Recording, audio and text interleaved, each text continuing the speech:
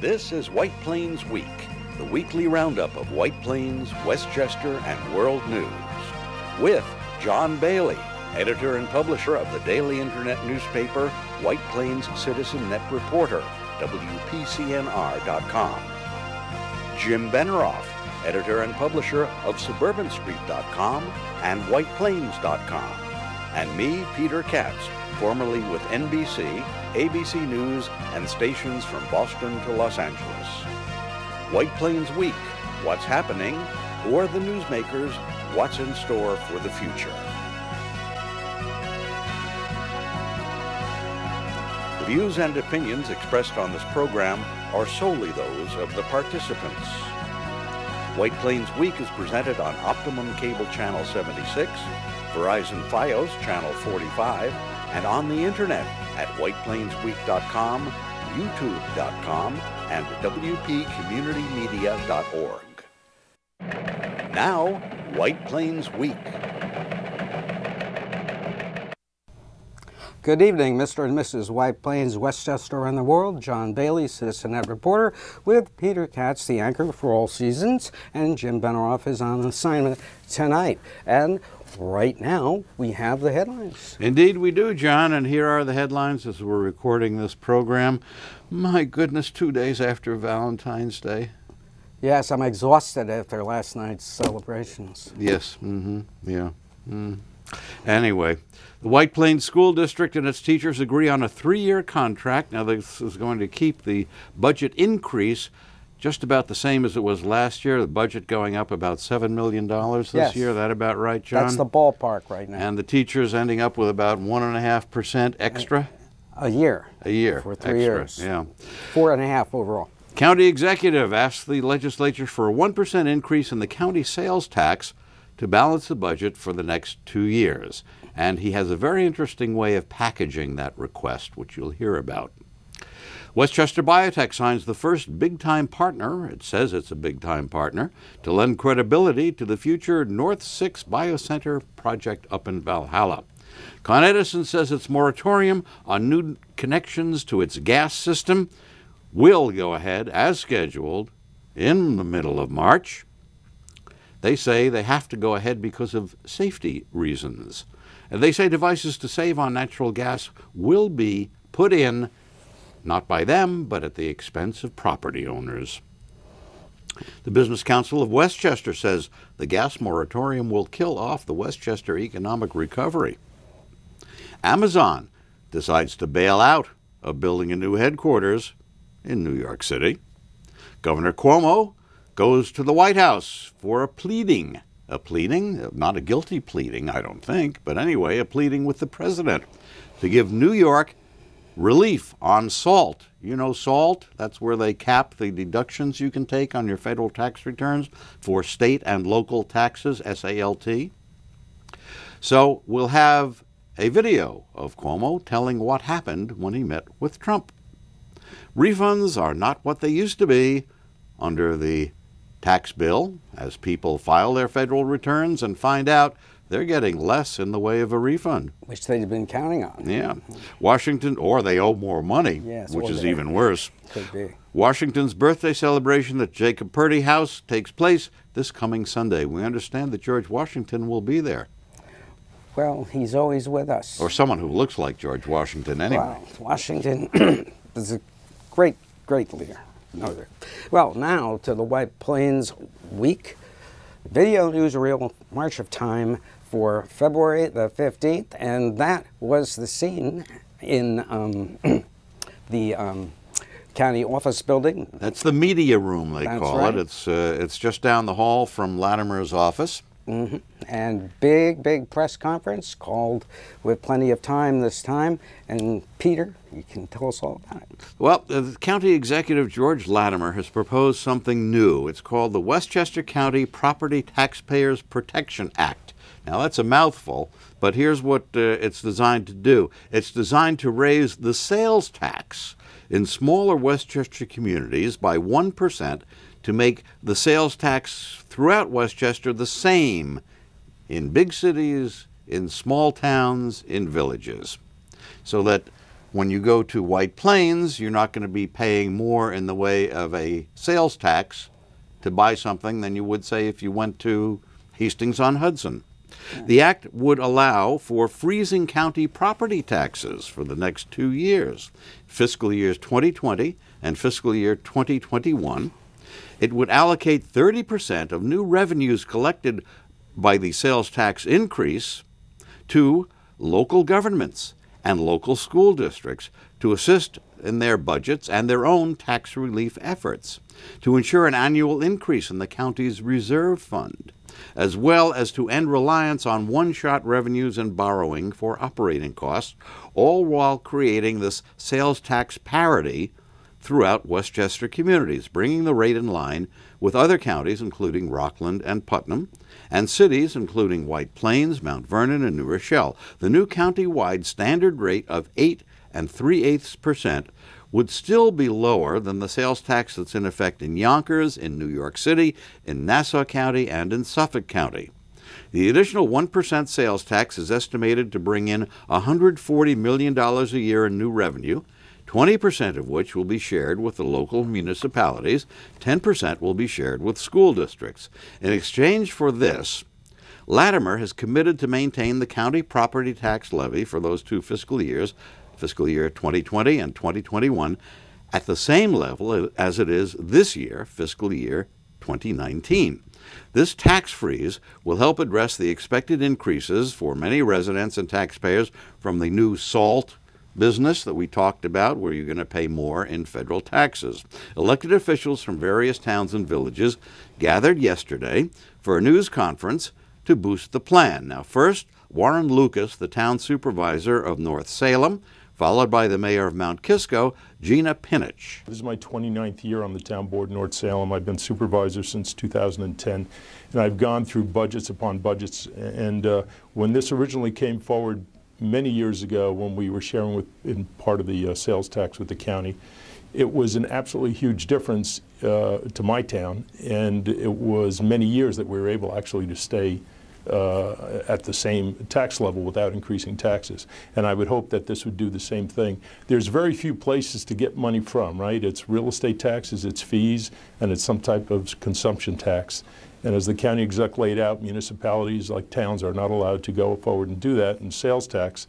And so for him to actually put this together for the county, to think of the towns and the municipalities is really phenomenal, and very, very much appreciated. Our county executive has put forward a smart plan, generates the needed recurring revenue, builds reserves, it holds the line on property taxes.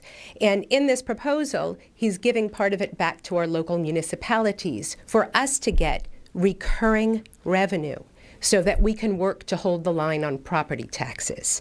This is really important. We all know that. We all live here in Westchester County.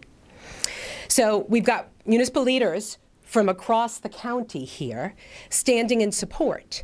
And so I think a key message here is to those up in Albany: we need your support. We need for you to give Westchester the leeway that it needs to put itself on the firm financial footing. And we've been taking a couple of hits, and so we need support.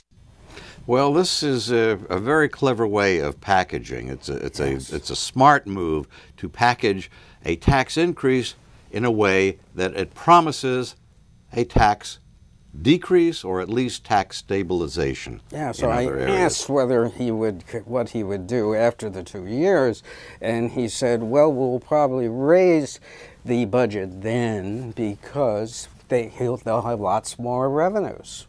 I mean, but of course, that is all the revenues have to materialize. Mm-hmm. Yeah. Yep. So.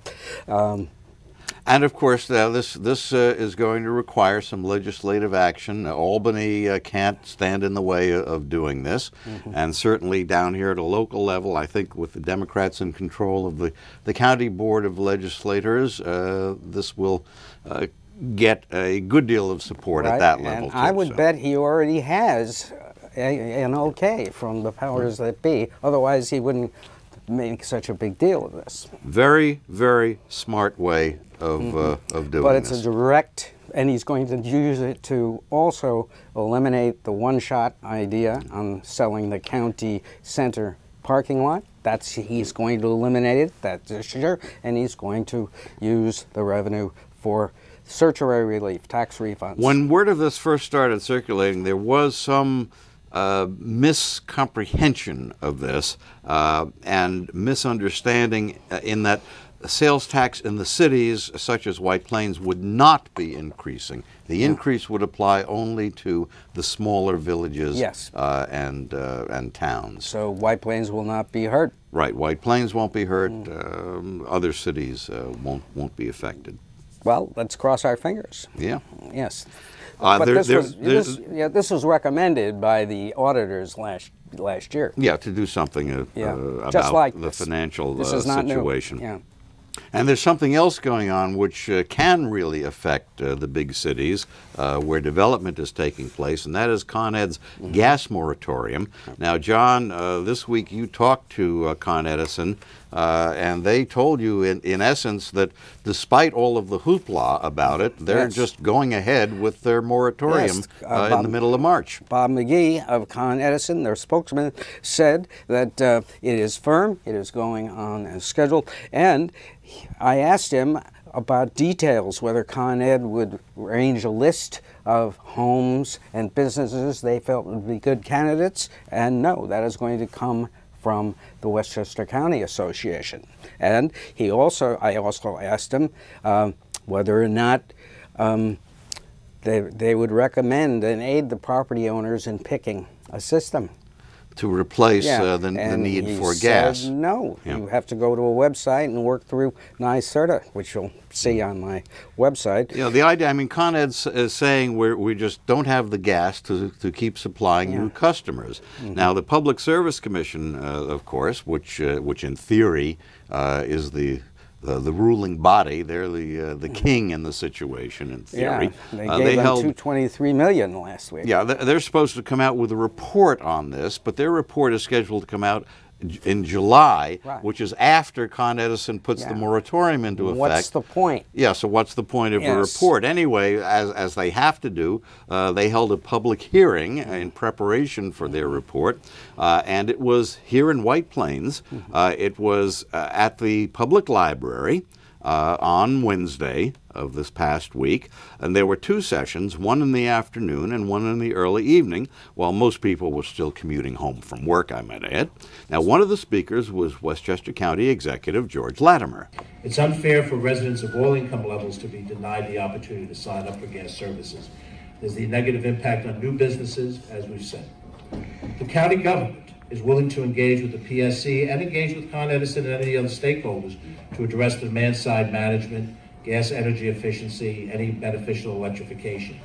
Long-term, we need a policy that allows for new gas customers while managing the level of demand for natural gas. Both are possible, but we in the county, the towns, the villages, the school districts, the cities, and the county government itself have no leverage in this. The leverage belongs to you. It's within your power and authority to do what we need you to do, which is to make sure that we have a legitimate voice at the table on this issue. Absent using your regulatory authority this way, should this moratorium go into effect, it will represent a chilling effect for all of us. And in no way do we believe that we should trade off environmental protection and moving to renewables in the process of this decision. We don't believe that they're mutually exclusive goals, and that's what we have to fight for, and the way this policy is dealt with going forward. My office and our team wants to work together with all players in the game. When we were made aware of this, we immediately called Con Edison and asked for the meeting that was alluded to before. And we reached out and made sure that all the local governments that could attend were part of that meeting. We've indicated that we'll take the leadership in finding and paying for the consultants we need to represent our interests. This is not one government level of government playing games with another level of government. And so therefore, as our state legislators have said, as our county legislators have said, as the local municipal officials have said, we are speaking with one voice. We need your help. We need it now. We need to, at the very least, defer this moratorium until you come back with your report on July 1st. That seems eminently reasonable. We need to get through this winter season. We will do what we can do to reduce gas demand. We encourage other major uses of gas in this county to do the same. And out of that process, we'll have an immediate opportunity to deal with the crisis as it exists today, to give you the chance to lay out something more broad-based. But we have to do this rationally, because if we fail to do it rationally, then we're failing the people of this county. Well, the more interesting thing about doing it rationally is who's going to pay to do the installing in all the homes and the businesses. Well, I asked Con Ed, and Con Ed said, if you are asking if the company's approval in Smart Solutions will mean that all the heat pumps will be free for all developers, the answer is no. Yeah, the idea, what Con Ed said, one thing they can do is use heat pumps or other systems rather than relying on natural gas. Now, White Plains Mayor Tom Roach also spoke, and he said the moratorium could have an impact on some of the projects underway here, although he didn't think it would be terribly serious because they've pretty much been approved for hookup to the Con Ed gas system. Assemblywoman Amy Paulin said the proposed moratorium could last for years before the underlying conditions improve. She said that's not acceptable. David Buchwald, the assemblyman representing White Plains, said the PSC has failed the people of Westchester. He wants to know, what did the Public Service Commission know about this, and when did they know it? Well, they only knew it since 2017. Well, since 2017, but as Buchwald pointed out, being notified by a footnote on page 236 of some document filed with the Public Service Commission is not the same as being forthright and saying to people, in fairness, there's a problem coming up. In fairness, though, Con Ed has lobbied very hard for an extra pipeline in the last 5 years. Well, Con Edison, among others in the gas industry, does want a pipeline. There are still others who want fracking in New York State. Well, speaking of that, speaking of cost, the is a piece of good news for you, the taxpayer. The school district came to terms with the teachers in the district last week. The teachers approved it by 559 to 29. They just announced it on Monday at the Board of Education meeting. Right. Now, John, you had known that there was a teachers' vote coming up, but everyone was tight-lipped about the outcome because they wanted the big announcement to be made at the Board of Ed meeting. Yes, which they did do. And here's basically what it does. It gives the teachers a 1.5% increase in salary for each of the next 3 years. And it will also make them pay about 3.75% more towards their health care. Now, I interviewed Dr. Ricca and the on People Be Heard this week, and you can also see the interview on my website. And in the interview, he said he was not making any cuts to the budget, but budgeting very conservatively, keeping costs low while providing enhancements for the kids. And he said, quote, "We budget flat," unquote. Well, flat means a $7 million increase. Yes, but that's compounded expenses. Plus, it will be a 4.5% increase in the health benefit plans, but the teachers will only get a 3.25% increase. Thus, it doesn't cut into their raise. They're getting a raise of about 4.5% over 3 years, but that is next year alone. Their health costs will be 4.5%. Now, they pay $24,000 for a family plan for health care and $9,000 if you're a single teacher. And the increase in the budget year to year. This year, they had a 2.1% increase in the tax levy and a 2.9% in taxes. That's this year. Next year, we're looking at an estimate of about 3.3 in the tax levy and a 3.8% increase in taxes. You can see the whole interview on White Plains Citizen Report. Okay, now, there was a big disappointment. Amazon left us. Yeah, Amazon decided the opposition was too vocal. So they decided they will not be building a second headquarters in Queens. It was not a surprise. Some people had seen this coming, and there had been some vocal opposition on the part of some Democrats in Queens and some Republicans in Albany. When you're Amazon, I guess you don't have to listen to the critics if you don't want to. You can just take your marbles and go someplace else. The king of all retail rules. That's what they did. As of this morning, Chicago has reached out to Amazon and said, come here. If New York doesn't want you, we'll take you. Yes. Now, here in Westchester, as you may recall, under the Astorino administration, there was a big push to try to bring Amazon to Westchester, to try to attract them to the old abandoned IBM site. Well, not abandoned, but the old IBM site up county. A huge piece of property. We do have some vacant office space. There's also some vacant land. Amazon decided not to come to Westchester. However, could they come now? They certainly could. Could Westchester make a pitch? Well, it doesn't appear that Westchester is going to necessarily make a pitch, but the county executive's office says that the county is going to keep its ears open and see if there is an opening for Westchester. And in the meantime, the county executive suggests that this will have a negative impact on the New York City metro area, because Amazon was going to create 25,000 new jobs in addition to spending a lot of money developing real estate. Well, So, the Times played it both ways in their editorial this morning. Yeah. But meanwhile, speaking of playing it both ways, Governor Cuomo sat down with the man. Indeed. Governor Cuomo met with President Trump at the White House on Wednesday to make an appeal for undoing what Trump did in the tax bill he and the Republicans put into place, which raised taxes on people in Democratic states, primarily by eliminating the full federal tax deduction for state and local taxes known as SALT, in effect making people pay taxes on taxes. This also hurts people living in red Republican states, but much less than it hurts the people in the Democratic states, which tend to have higher local taxes. That's just the way it is. Now, here's what Cuomo had to say about how the meeting with Trump went. We went through this with the president. He had previously said in the press that he was open to discussions. He said once again that he was open to discussions, that there have to be changes to the tax bill.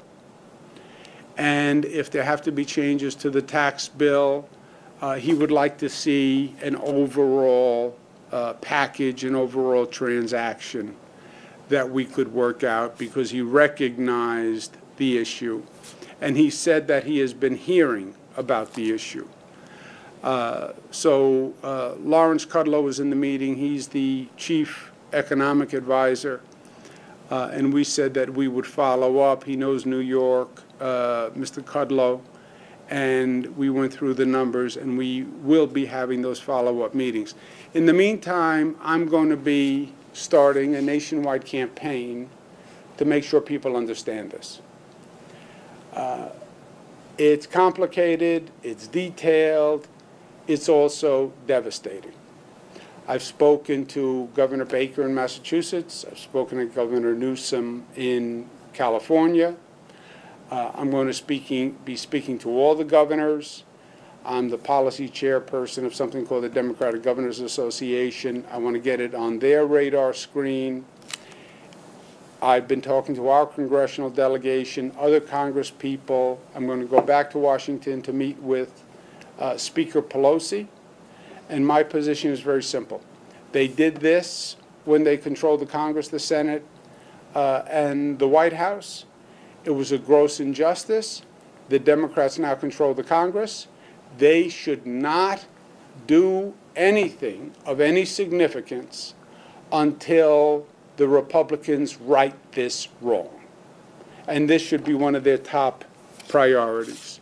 Now, Trump was supposed to be doing something of significance. Actually, as we're recording this program, there's supposed to be a ceremony going on in the White House Rose Garden at which Trump was supposed to sign the government funding bill, which was passed by Congress to keep the government open, so no government shutdown. But he also was supposed to be declaring a national emergency so that he can take money from the Defense Department and use that to build this wall that he wants to build. Now, that certainly would be challenged. The event was supposed to begin at 10 a.m., but as of 10:20, when we started recording, they still had not started the event. So one wonders why the delay. Anyway, while the rest of us worry about what Trump is doing to destroy our democracy, he will be off to spend the weekend hiding behind the walls that he built at his resort, Mar-a-Lago in Florida, while pocketing millions or so of our tax dollars each day for what he charges the government to use the place. William Barr was sworn in this week as Attorney General as Trump watched during a ceremony at the Oval Office.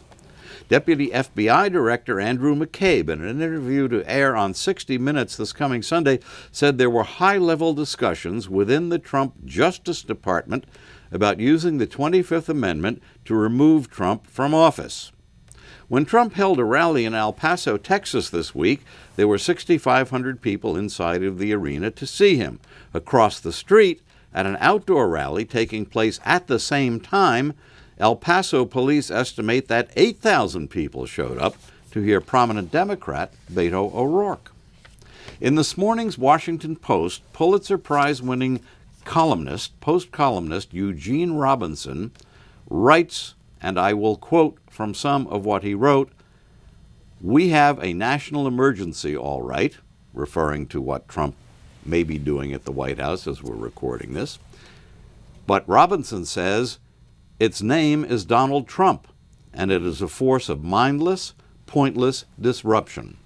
The president's decision to officially declare an emergency to pretend to build an unbuildable border wall is not only an act of constitutional vandalism, it is an act of cowardice, a way to avoid the wrath of Ann Coulter, Rush Limbaugh, and the rest of the far-right commentariat.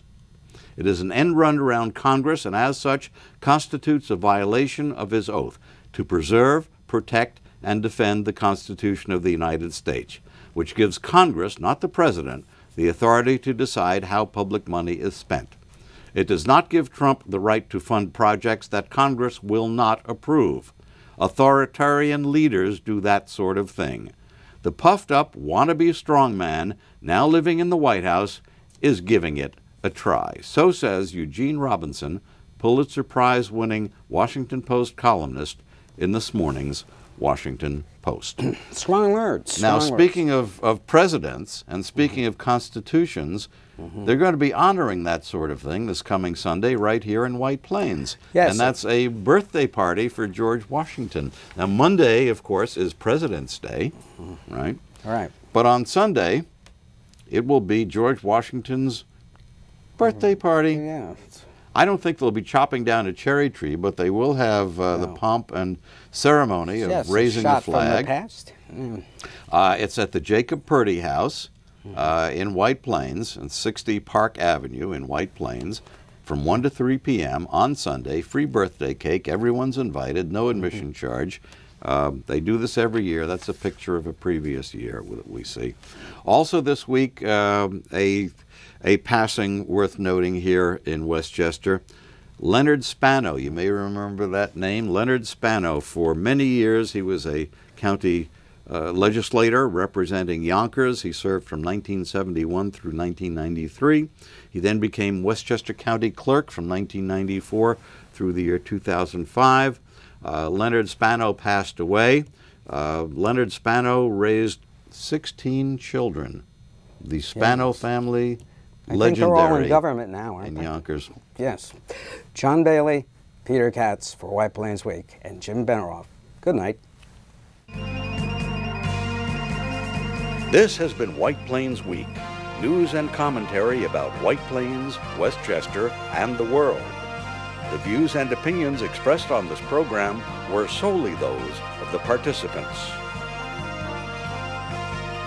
White Plains Week, produced by White Plains Citizen Net Reporter, and presented on Optimum Cable Channel 76 and Verizon Fios Channel 45.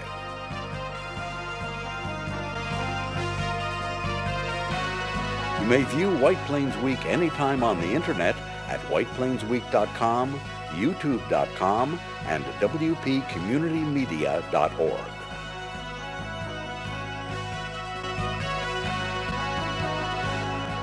For White Plains Week, this is Peter Katz speaking.